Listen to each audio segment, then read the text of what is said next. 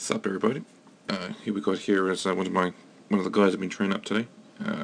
Just gonna go over some of those technique adjustments that we did.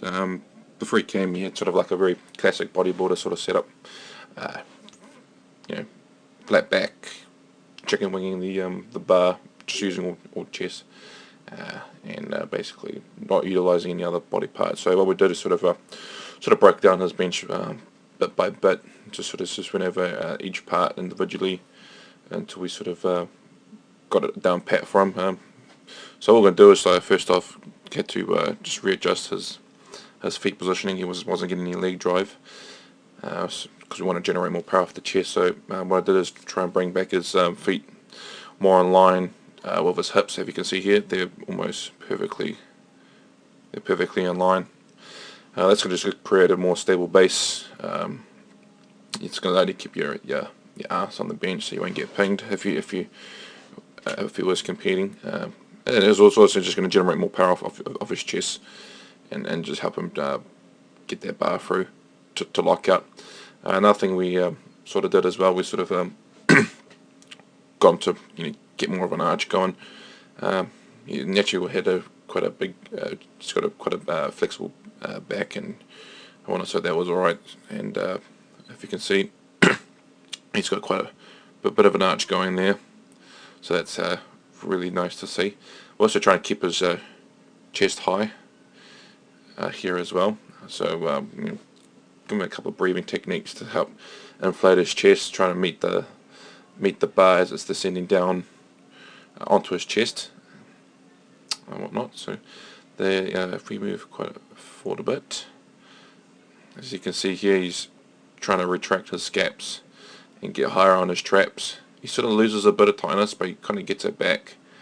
One thing I did notice though is he was a little more uncomfortable sort of having his head on the bench, so we sort of worked on trying to get his head to the bench with his head off here. So I just lost it. Oh, there we go, just rewind it back.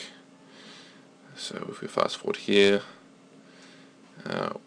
one thing I did notice when he was benching is once it was set up and whatnot, we were want to just bring the bar out, and we don't want to sort of like, what's happened here is he's, if you look just at the top there, he sort of just popped it up first, and then what's happened here, if you watch here, he's lost all his tightness. So what I want him to do is just to sort of bring the bar out, straight out, and then re-engage the scaps once it's been cleared of the hooks. What he's done here is sort of like he's popped it out, cleared the hooks, and then brought it out. He's lost a bit of tightness in the process. So if you watch here, he's sort of popped it up, brings it out, but what he's done in the process to sort of recover is sort of like torque the elbows and the wrists in to sort of re-engage the thing, the bar. And he's sort of just letting it hover there, finding the sweet spot. So he's taking a bit longer. So anyway, we've just done the descent. Now before, what he was doing is he was kind of chicken winging the bar, and it was increasing the range of movement. So what we did was try and decrease that range by getting him to sort of bring the bar down. You can see this, that the bar is touching quite high. You see here that the elbows are sort of like not quite aligned with his wrists, so he's lost a bit of power there. There's basically no power if you're benching like that. So what I would like to see him do, sort of work on, is try and just bring that bar down so that his elbows are more in line with his wrists. Therefore, it's a lot more stable coming off in his chest. So we just watch his rep. See, his head comes off the bench there, but that's alright. That's perfectly fine. As it comes off his chest. Doesn't really sort of initiate any sort of leg drive on this rep. Brings it back up. And then sort of just re-engages for the next rep. I think this rep was a little bit better. I just lost it again. I'm just going to zoom it forward. There we go, there's the first rep. sort of like moves all over the place. Now the second reps, again, he just brings it down a little bit better.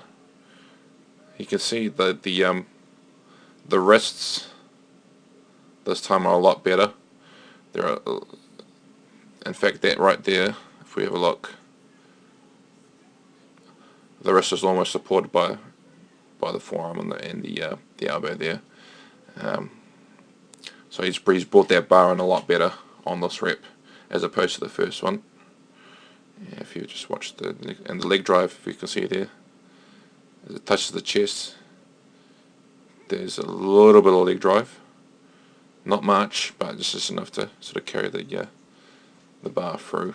Heads off the bench. Was going to try and follow the bar path because he seemed to react better to having his head off the bench as opposed to having it on the bench.